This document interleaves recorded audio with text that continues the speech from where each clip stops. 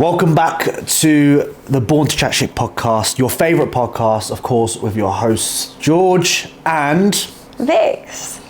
We're back after a pretty shitty week last week. Guys, Literally shitty week. I got very ill, really badly ill.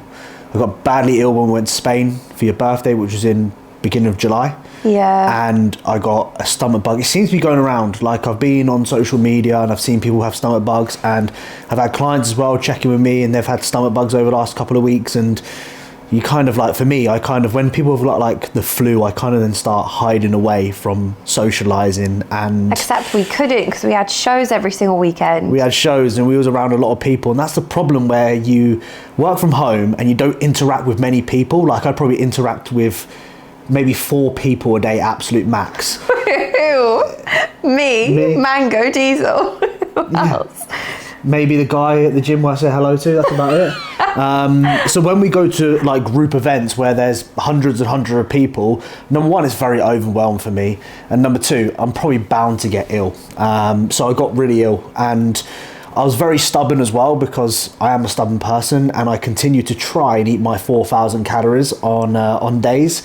And don't get me wrong, some days I was able to do it, but some days I had to sort of, when I'm ill, when I've had to say, yeah, I know what George is basically dying if he's not able to tick his boxes in bodybuilding. I know. That's how I know. Even when you're like, I don't think I can do my steps, or I don't think I can eat that meal, I'm looking at him, I'm like, okay, you're pretty unwell here. I know. I was sat actually where we're sitting right now, and we was eating, yeah, wasn't we? he And napped. I just went like this, my head just dropped and I just fell asleep. I never nap. I don't believe in napping. Napping is just not a thing in my life. I can't comprehend about laying down and falling asleep and then waking up and cracking on. Each to their own, but for me, I just can't seem to do it in my life. I napped the other day. I actually fell asleep, head up, woke up, was like, what? And then I got the blanket out and I laid down and I fell asleep. And you went, oh, I'm going up to bed now. And I went, oh fuck, I better go up to bed as well. And then I fell asleep. So yeah, I was absolutely KO'd, and it just wipes you out completely with everything that you do. And I did go to the gym on some days, probably shouldn't have, but I did because I just wanted to and I didn't want to stop, which probably exacerbated it longer. But the last couple of days I've been feeling pretty much back up to normal, and also I look at my Oura ring's telling me that I'm pretty much back to normal, because on some days my resting heart rate was like 68. And that's like 15 to 20 beats higher than what it usually is at night. So I knew that I was incredibly ill, which is frustrating, but that's a part of life. We have waves. I am going to do a GI 360 test. I bought one. I bought a 370 quid GI test, which goes into a lot of detail. From this weekend, I am going to do that. I'm going to send it off and I'm going to analyse what the fuck is going on, because I felt like this year I've been way more ill than what I ever have been. Does that make sense? So I need to look into this more. I don't even think it's this year. You've had GI issues since I've known you. Yeah, I've had GI issues, to be honest, for a long time. But like stomach bug and virus and ill, I've not had a year where I've been ill like twice like this, like really extreme illnesses. So something's telling me something's going wrong, and I want to address it, because digestion is such a big part of bodybuilding, and I feel like, especially in your off season where you're pushing food like I do, I think, I'm not digesting half of it. If my stomach's not allowing me to digest it, I'm going to the toilet after I eat and things like that straight away. Sorry for the information if people are eating their food and things like that, but I'm keeping it real. If I'm going to the toilet as frequently as what I have been, and I'm not digesting food, my bowel movements, something's not right, and I'm missing out on so much potential that I could be with this aspect. So I'm going to dive into it. We'll do it next week. The only issue is, I'm talking about shit, I've got to keep and store my shit in the fridge, which I don't feel comfortable about. Okay, that is enough. But yeah, anyway. Today's podcast. And on that note, how are you, Vix? Oh, I'm doing all right. I've been very much in the same boat as George, except for the fact that I'm a woman, so I can handle illnesses much better than men can. That's bullshit. That's absolute bullshit. It's true. Bullshit. It's don't true. Listen to that crap. Did I give up on my meals? No. Did I have a nap? Okay, I had one. But yeah, no, I got... Easy to eat 2,000 fucking calories. I could do that in one mouthful, bruv. It's all relative. Yeah. It's all relative. Yeah, I was a little bit unwell, and the issue with me, of course, as you probably know, is I train legs like 10 times a week. So me missing a session, because I think we had 3 days back to back of resting. It was like a little mini deal. It was two days. Yeah, anyway. Longer than what we should have done. Yeah, I went back to it and I was like, I'm going to be fine. I went to train, my lower back kicked off, and then yesterday my trap kicked. Basically, when I'm ill and my body's stressed, I'm so much more prone to injuries. So it's not been ideal because, of course, like I'm on cycle at the moment and I don't want to be injured because I just want to be focusing on training. I am very, very good in terms of injury management on how to deal with it straight after. So again, I actually put this on my story. I always used to think it's like a disc herniation. I literally gaslit myself into thinking that, and a lot of people think like, oh, I herniated my disc because my lower back went during my deadlift. Actually, most likely, if you don't have like further neurological symptoms, if you don't have radiation to the legs, if you don't have bowel symptoms like urine symptoms, most likely it's going to be a tight hip flexor. So I'm very, very quick on my hip flexor release, know exactly what to do. Ab and core engagement or deep core engagement, and my lower back's absolutely fine now. It's just my trap that's a little bit of an issue, but we live and we learn. Yeah, apart from that, pretty decent, to be honest with you. This is what Vix does. Vix goes, she injured her back, on RDLs. I was watching her do it. Injured her back, she walked off in a strop, don't know where she went for 5 minutes, came back down, and then she dropped the weight down. Bear in mind, she just injured her back here, like had to stop the set, cripple, like walking off like a cripple. Comes back, does 60 kilos, really slow, does it for like 15 reps. Okay, cool, like, okay, you're done there, Vicky.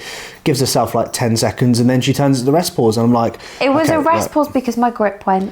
It was like, okay, right, so my defense, you've just done an extra set, you've done 3 sets when you should have done 2. And yeah, you wonder why you're absolutely... Anyway...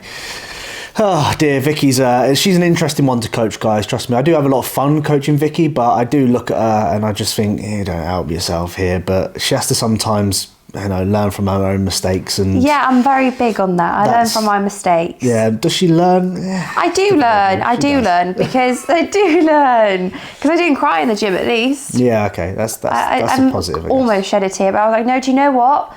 These moments where things go tits up, they teach you to become more resilient. And I always say to myself, like, if I can't be the most optimal in the gym because I don't know, I'm ill or I'm injured or there's something that's going on, I'm under time pressure, I'm like, okay, well, these moments where my headspace tends to go south, let's just say that, I can work on it to become a better athlete because challenges are going to arise. Yeah. Right? So that's why I said to myself, I was like, just talk yourself down. This is what's going to separate you from the rest. People usually throw in the towel, just breathe and do what you can. And I just went straight into like mobility work, stretching, and I finished my session. And I think as well, like even just thinking about it, like we did a lot of traveling over that sort of week so as many well. Factors. We weren't really as much on top when it comes to stretching, and look, from my experience as I've become more advanced and got stronger and carry more muscle, that stuff really makes a difference. Like when I was doing like a 60 kilo RDL, all relevant here, like I didn't need to warm up really. I didn't need to stretch post workout. I didn't need to look after myself and rest days much. But when you're lifting heavier weights and you're able to train to, full muscular failure, all these things that you learn over the course of the years of doing it more, you've got to look after your body more. And I kind of knew with, like, for example, Vicky, like she wasn't keeping on top of her stretching as much. We obviously was traveling, sitting in the car, and obviously we had external stresses with business and coaching and, prepping clients. Our minds were elsewhere, which takes away from that.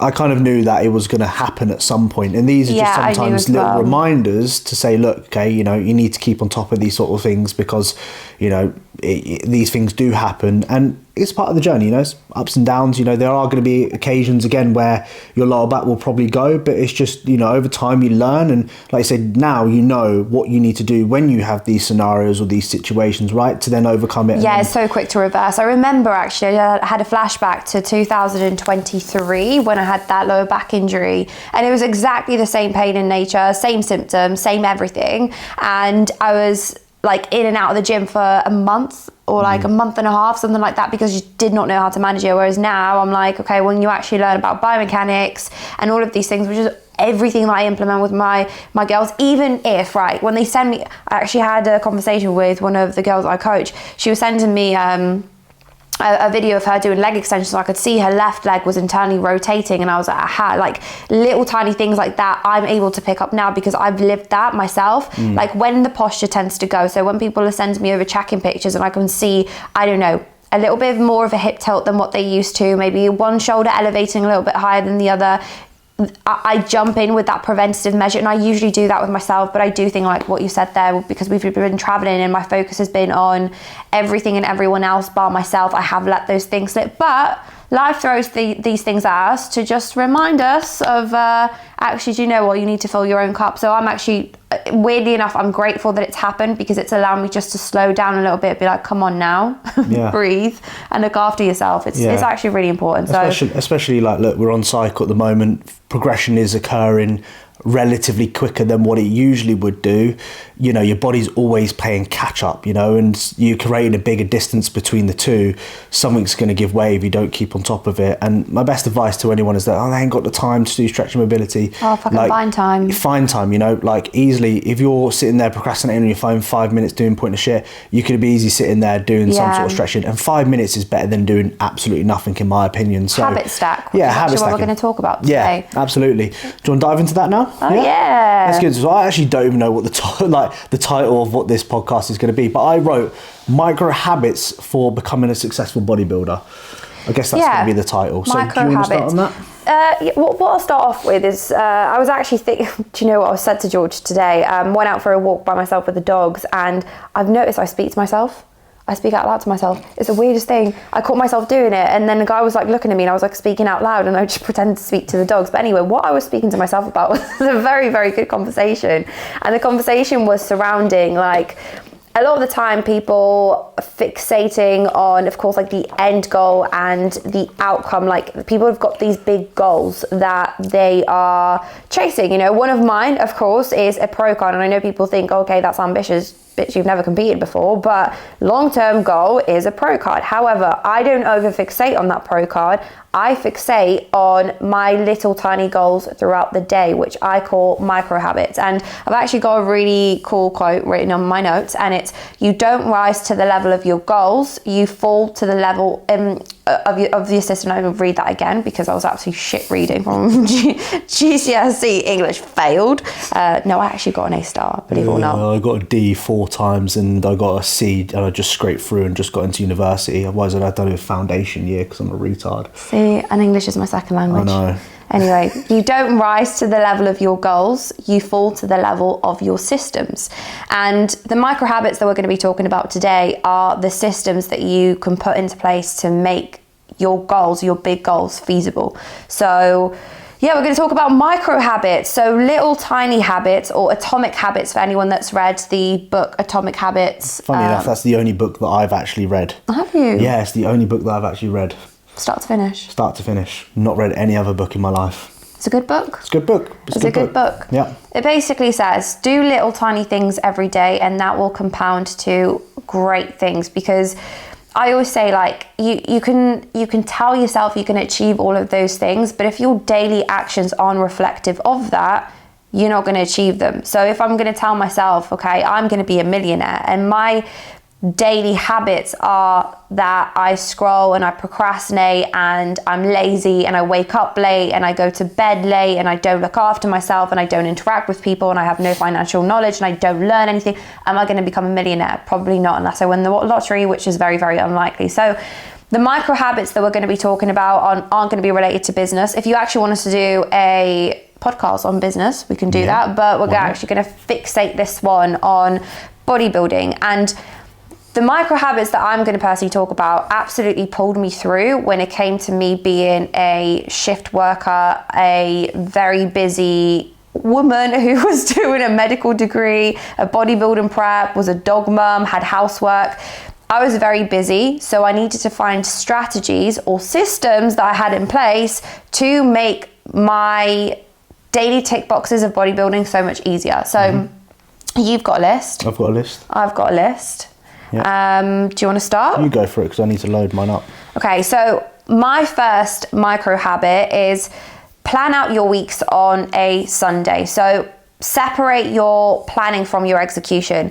This used to be my absolute savior. I used to have a Google Calendar with obviously all of my lectures and seminars and placements, and what I would add to that is everything that I needed to do. Not just like, okay, I'm going to go train, but when am I going to meal prep? When am I going to have my meals? When am I going to take Mango out? How long am I going to take Mango out for? How many steps am I going to do during that time? Like, when am I going to do my dishes? When am I going to do my washing? And because I had everything in front of me, when it came to Monday and I had to have all systems go, because I was back on placement, I was back doing this, I could just do. I didn't have to think about what I needed to do. I just did it. I just ticked the boxes. Same goes for now. I know a lot of people look at us and they think, oh, okay, they're online coaches, they work from home, like life's so easy for them, they can eat whenever. It's really, really not the case. We travel a lot, we have loads of calls, we have loads of check-ins, we have loads of messages, we have a lot of things outside of check-ins that we need to fulfill. I've got blood work, calls, etc. And if I don't plan ahead, I won't fill my own cup at all. I won't get my steps done. Like, if I really, really I could be sat at my laptop all day. Yeah, you definitely can, yeah. And I wouldn't get out at all. And it's so easy to do that. So Sundays are for planning. When have I got my meetings? When have I got my calls? When are we doing our podcast? When are you, for example, doing your YouTube videos? When are you editing your YouTube videos? And then come the rest of the week, again, you don't have to think about it. And that's usually where people struggle, because you just get decision fatigue. People that macro track get decision fatigue. That's why they typically go off plan. When you know, you can succeed, because all you need to do is just not think about it. It's execute. So there's two sort of apps or systems that we use.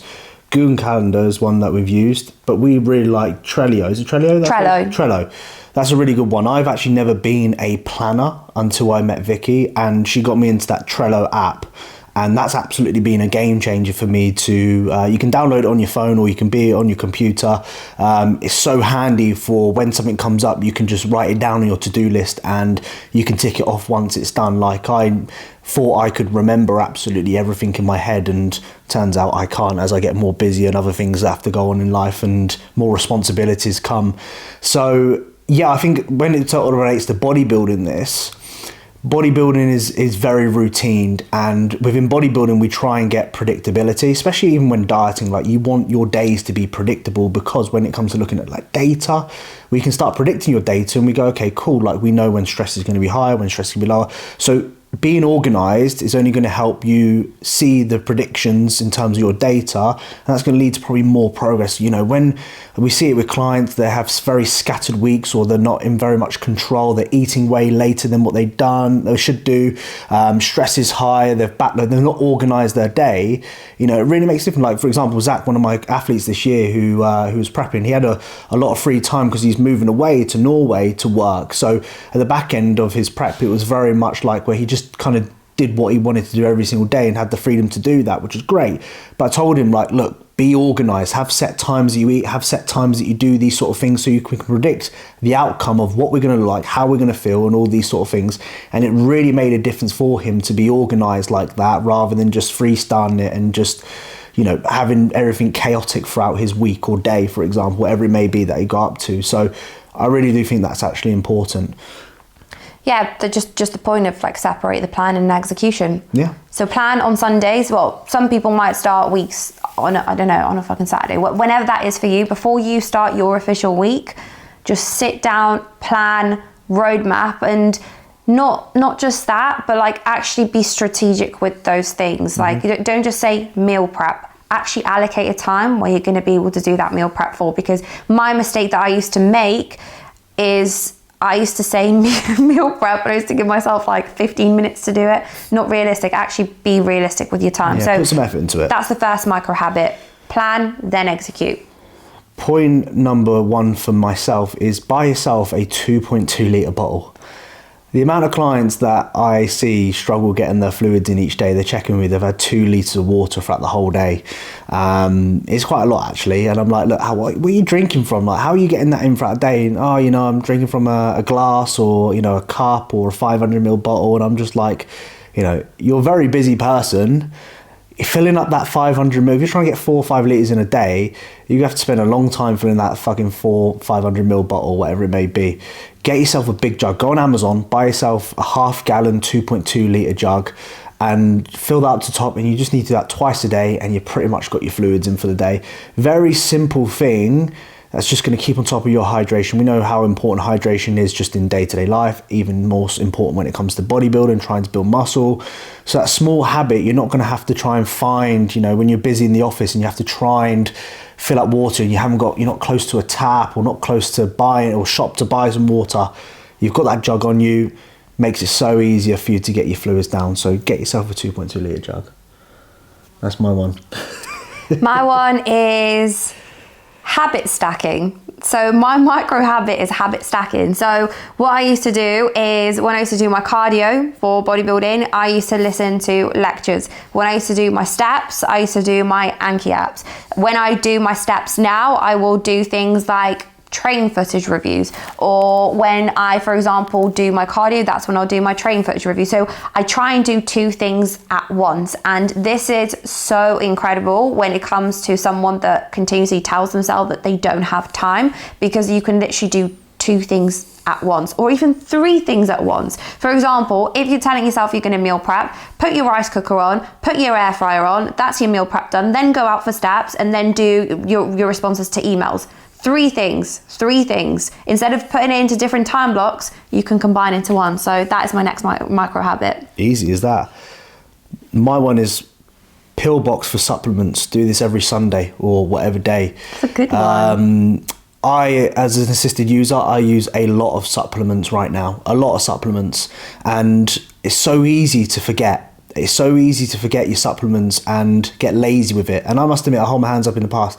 I've gone through waves of where I've been lazy. But when I've got my pill box, just go onto Amazon, type in XL pill box, okay?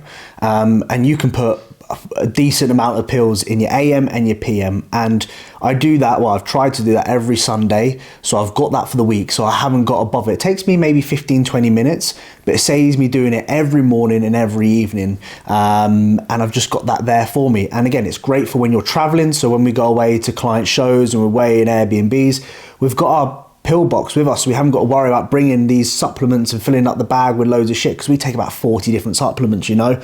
So a pill box to keep on top of your vitamins, minerals, whatever you take, medication. Very simple thing that you can do. It's going to keep it organized, keep on top of it, keep on top of your blood work, keep on top of how good you feel, whatever it may be. And yeah, that's what I have to say on that. Anything you want to add on that? No, perfect. Simple. We're smashing through this. I know. Not waffling either. That's good from us. Normally it's fucking 15 minutes on one point. And then we're like, okay, should we finish now? Yeah, the next one is do hard things first. Yes. On your to-do list, always do the hardest task first. I used to procrastinate so bad, and I used to be like, oh, I used to see that thing, and I'm like, oh, I know we've all done it. I know you listen to this right now. You're like, I've got this thing on my to-do list. Even if it's like a message from a family member, and you're like, oh, I know this is going to be hard work for me to reply. Just open it and answer it within the moment. If there is, for example, a thought in your head where you're like, oh, I've got cardio to do this the first thing in the morning, I might just do it post-training. No, just get out and just do it. If you're like, oh my God, my legs feel really, really heavy and I've got like 10,000 steps to do today, and just get out and do 7,000 steps. Like, do the hard things first for two reasons. One, it's not going to get any easier, most likely. You're not going to get more motivated or more inspired.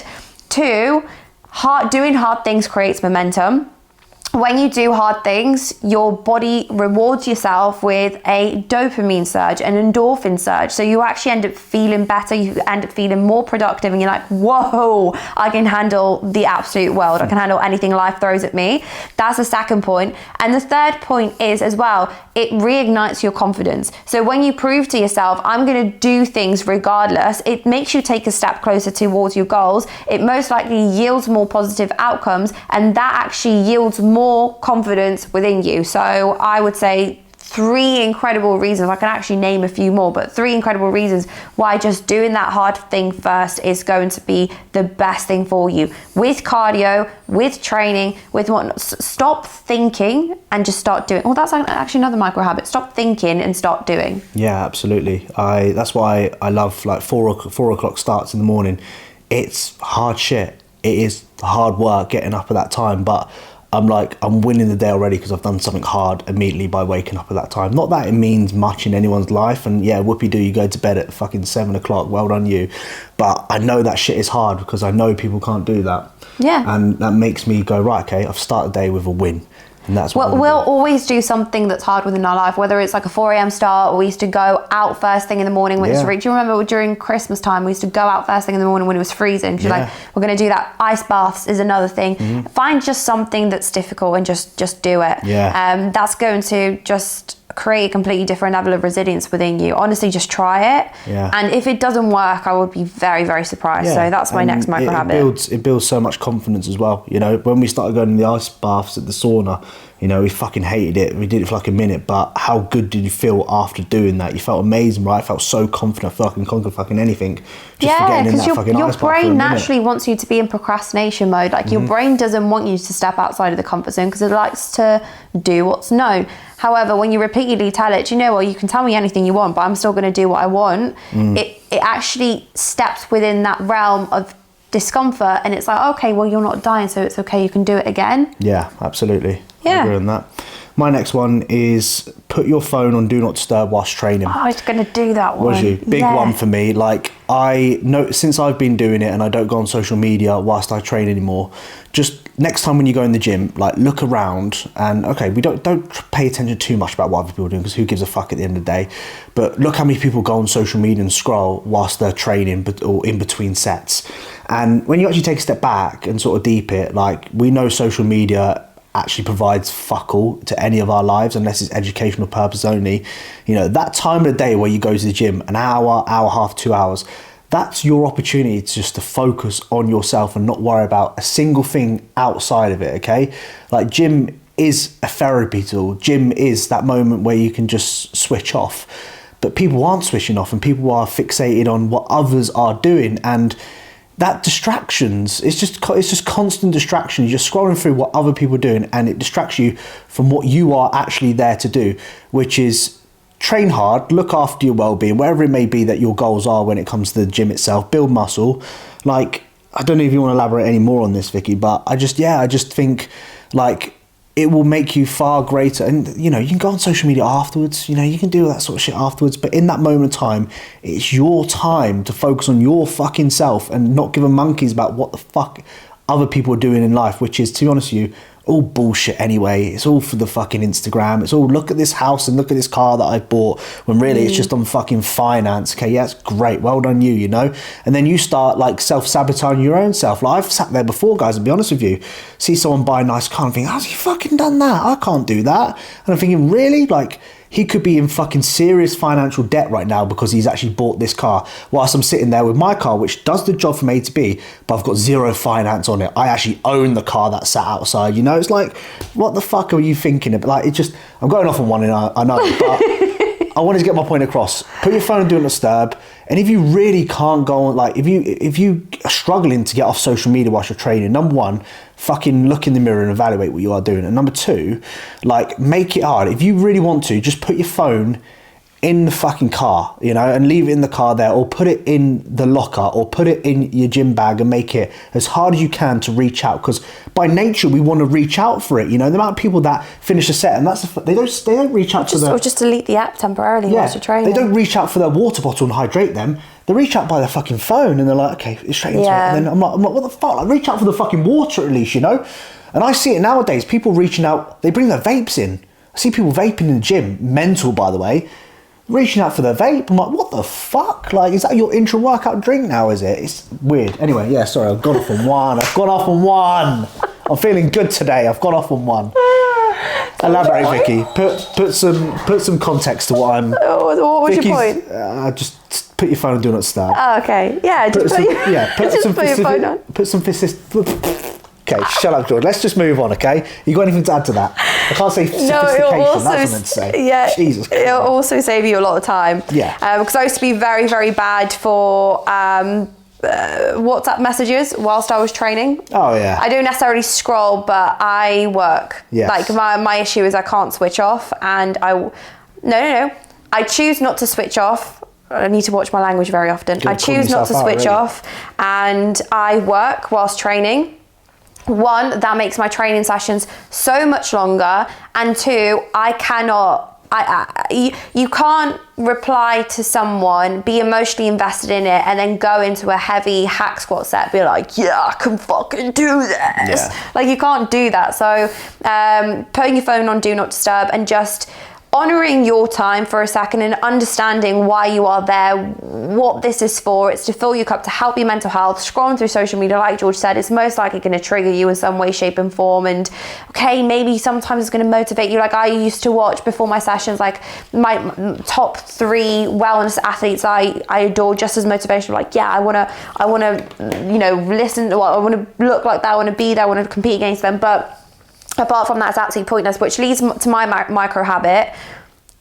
Just reduce your social media consumption. And not a lot of people within coaching or people that like are coaches, marketers or whatnot will tell you this because they want you to consume their content. But I'm telling you right now, if you look at my stories sometimes, just head off social media for the next half an hour. The reason why I want you to do this is because your life is consumed by this little device, and you're telling me you don't have time. Like, you're telling me you don't have time to train. You're telling me you don't have time to meal prep. You do. I dare you right now, pause this podcast for a second, or even listen to it whilst you listen to it on your phone. Go on your phone, go on your screen time and just check how much time you've spent on Facebook, WhatsApp, TikTok, Twitter, is it Twitter? X, I don't know. X, whatnot. Instagram. YouTube, just deep it for a second. That consumes your brain like no other. And one thing that I've actually listened to on a podcast recently is the fact that, like, your brain is being programmed whether you like it or not. And it's being programmed subconsciously if it's not being programmed consciously. So if I don't consciously say to myself, today I choose not to spend loads of time on social media, which is a waste of time, it's not productive, okay, I can follow people that inspire me, that's fair enough. If you're watching things on YouTube that's highly motivating, that's educational, fair enough. If you're following people like myself and George that inspire you, that want you to genuinely be better, that give you these tips and tricks on how to be a better human, athlete, brother, sister, wife, husband, son, daughter, whatever it may be, fair enough. But if it's just watching, like, I don't know, Andrew Tate, I don't know, fucking Mike Thurston, I can't remember, we watched them recently, but like people that are showcasing just their life and you're more invested in their life than you are in your own, that's a problem, because that takes away from your focus on you as an athlete, and you are the main character of your story and you're allowing other people to be the main character. So another micro habit is genuinely reduce social media consumption. It will lower your level of comparison, it will lower your level of self-sabotage, it's going to increase the time that you've got to utilize on productive things, both in bodybuilding and outside of work. It'll allow you to connect with people as well. Like, the amount of times we're so bad for it, and it actually really annoys me. We go on walks, we're on our phone. We sit down on the sofa, we're on our phone. Like, we go into bed, we're on our phone. Like, I despise it sometimes because I'm just like, we don't actually connect. And that's another point. And I'm going off on tangent myself now, but lowering your social media. Right. Fucking hell, God, this podcast, eh? My next one is 15-20 rule. Start again. 15-20 chew rule whilst eating. Guys, I watch people on YouTube 4 days of eating, and they honestly eat food like I give, I don't know, mango diesel or fucking dog treat. 2 swallows, 2 mouthfuls, and it's gone. Chew your food, okay? Like digestion, you know, you can break it down in your mouth. Count 15-20 chews. It's quite long, actually, when you think about it. But chew your food, okay? It's going to help with digestion, help process food a little bit better. Oh, we know when people listen to it actually trying to chew. Yeah, actually, honestly, chew 15-20 times. Like, you want to be breaking down, you don't want to be digesting a big lump of food that your stomach has to deal with, okay? You can do that with your mouth. So chew your food, okay? Don't eat like a dog and with a bone or a fucking treat, okay? Take some time and enjoy your food. That's a good bodybuilding habit for you. I've got like a few that I can actually combine. Okay. For females, no, for females, it's track your menstrual cycle. Oh yeah, absolutely. Yeah, track your menstrual cycle. If you don't track your menstrual cycle, start making that a micro habit of yours.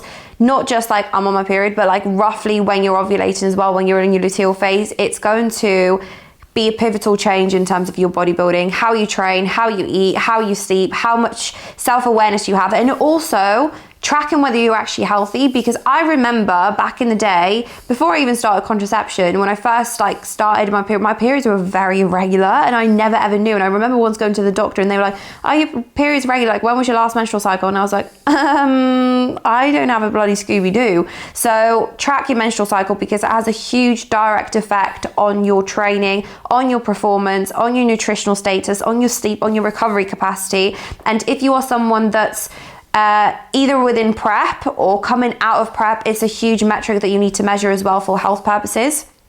So tracking your menstrual cycle, but just in general, like tracking your metrics. We work with our clients via Google Sheets, and I know Google Sheets aren't for everyone, because people sometimes are just lazy and they're like, I don't want to fill it out.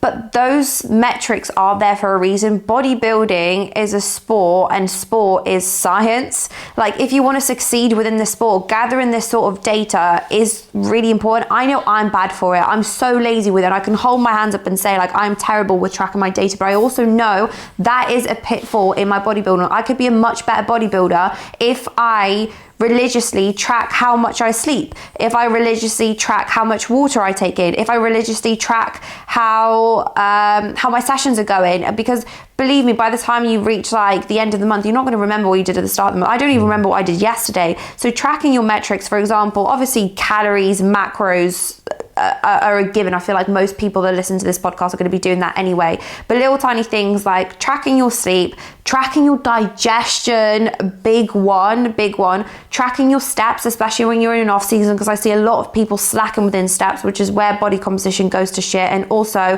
how you do anything is how you do everything. If you let one thing slip, you're most likely letting other things slip, which is not maximizing your progress. Tracking your session rating as well, how good your sessions have been, because if there is a progressive decline, might be an indication that you might be actually needing a deload. So actually tracking these things and reviewing them on a weekly basis. If there is a businessman or a businesswoman, right, and they're not reviewing the progress of the business every couple of weeks or every month or even every week, that business can go into decline very quickly. Why are we expecting anything differently for bodybuilding? And I know we've been guilty before as well of not doing like check-in pictures for during our off seasons, because we're very much like a head down, crack on, eat your food, train hard sort of people. But also that is needed, which is why George keeps me accountable to my bodybuilding, and I keep him accountable, because having that level of progression in a sport that's not based off immediate gratification, I just genuinely think is the most neglected micro habit of all. It really, really is. What apps do females use to track their cycles? So I currently use my Oura Ring, and it's probably the best one of them all, because it actually does a lot of thinking for me. There's not been a time where Oura Ring hasn't been spot on with when I was meant to start my period. Yeah. Not a single time. And my periods aren't the most regular now still anyway. It sort of varies from like 25 days to sometimes even 40 days. But it's that's normal for me. I'm not saying that's normal at all, so please, if you have that, get it checked further. But yeah, my Oura Ring's been absolutely spot on in terms of my ovulation and in terms of my menstrual cycle. The other one that's really good is the Flow app. That is a subscription-based one off on Apple, probably, was it Android? If anyone has a Samsung phone. Google one. I saw a Google advert the other day and I was thinking, who fucking has a Google phone? Like, it doesn't look great. Okay, here's what it's going to sell me, because I can copy and paste my fucking address. Like, I'm going to buy one. Anyway, yeah, sorry, Google phones. Shit. Okay, Flow app. Flow app is good. You can track your symptoms, you can track your menstrual cycle. Your partner can actually have access to it. And if you don't want your partner to have an access to it, or you don't have a partner, your coach can actually have access to it. So that is another one. The other one, Google Sheets. I track all my menstrual cycle with all of my girly pops. So they are the three that I would recommend. Also Natural Cycles is a really good one. Okay, cool. My last one really is for people competing, and that is pose in the off season, post workout. Like I need to take this advice myself, to be honest with you.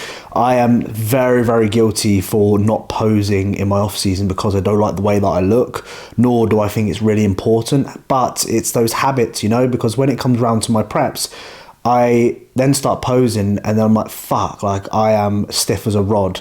Whereas if I practiced and kept on top of it in my off season, chances are, cross-transferring over to my prep, my posing would be so fluent and I'd be fitter, my endurance would be better, and I'd probably look better for it. Like, I don't put anywhere near as much effort into my posing as I should, and I really do think that starts in the off-season. And my best advice for like posing and getting into a habit of it is, rather than focus on it having to be perfect, or rather than looking at it as like, oh, my lats are small, like for me, I'll go, oh, my lats are small, my back's not big enough. Like, posing is meant to just be enjoyable. It's an enjoyable experience. It's meant to be a bit of an art form. Just have a bit of a fun with it. This is what I tell clients when they first start posing and they don't have a clue what they're doing. They're like, George, this is so hard to remember. I'm just like, look, go in the posing room and just start off by having some fun. Hit a front double bicep, you know, put your headphones in, listen to a really good song, close your eyes and just fucking have some fun with it, you know. Start off by doing that and stacking those sort of small habits, and then build yourself up to then do the mandatories and compulsories or whatever. So remind yourself just to do some... Oh, and fuck anyone who goes on social media and calls out people that are starting in bodybuilding and telling them not to pose. Oh yeah. Honestly, I've seen reels like that. Sorry, I just went off on one, but people are like, oh, you shouldn't be fucking posing if you don't have the muscle for it. Why? Why are you so bothered about what someone does? If you're starting out in bodybuilding and you've got a goal of competing one day, just fucking pose, because if you wait until you have enough muscle to pose, you're never going to pose, because you're never ever going to feel like you've got enough muscle in bodybuilding. So fuck you lot. Sorry, it winds me up, because there are people listening to that feeling guilty and probably hating themselves because they're like, oh, I don't look like him, so I can't pose, I don't have like a right to be in the posing room. No, you've got a right to be in that posing room. Crack some poses, celebrate where you are, look at yourself, you're like, I need to be fucking better, and just go then to train the next day, because I hope that you're training posing after training, not before.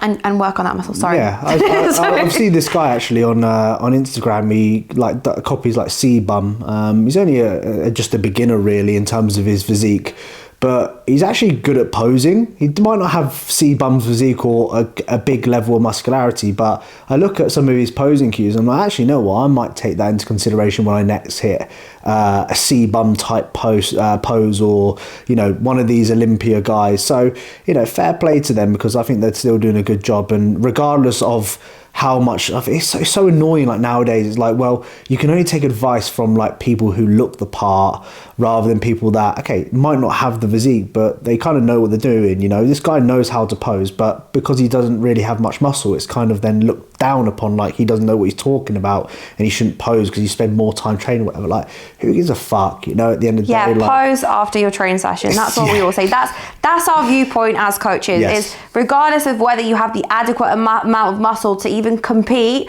or step up on stage, I do think that you should pose if you are thinking about being a competitive bodybuilder, because that is a part of competitive bodybuilding. Yes, growing the muscle. Obviously, don't just focus and fixate on posing and then slack off the other things such as like nutrition, sleep and training. Like if you're doing that, you're just being silly about it. But just treat it as a part of bodybuilding, because it is. Yeah, it is. It's fun. It's art. It's, you know, just having a bit of fun and showcasing yourself, and it's also building confidence, in my opinion. Yeah, I think it helps with mind muscle connection massively. You know, mind muscle connection. Oh my god, like fuck you know, look, fucking flex that bicep, baby. If anyone's taking a picture of this current podcast to post on the story, take this. Yeah. Anyone listen to it is like, what the hell? I know. But yeah, that's our micro habits. Yeah. That is our micro habits. That is literally it. I want you guys to comment down below bottle if you're watching on Instagram. You can actually now put comments on Spotify, because I've seen a few people put comments on the Spotify. Oh, really? Podcast. Yeah, so if you've got to the end of the podcast, comment down below on the Spotify bottle. My Velvet water here that I'm going to polish off. We're going to go eat our meal number 4. I'm recording a full day of eating today on a rest day. I got some salmon, sushi rice, some green beans, and then Vicky's got a call at 4 o'clock. So all systems are go, go, go. So I really hope you have enjoyed today's podcast. If you have, please like on YouTube, subscribe, turn the bell notification on, ding, ding, ding. And if you're on Spotify, please give us a rating, whether you liked it or not. We will really appreciate it. As always, guys, that was quite good actually from you. We appreciate all the love and support. And of course, we'll see you in the next one.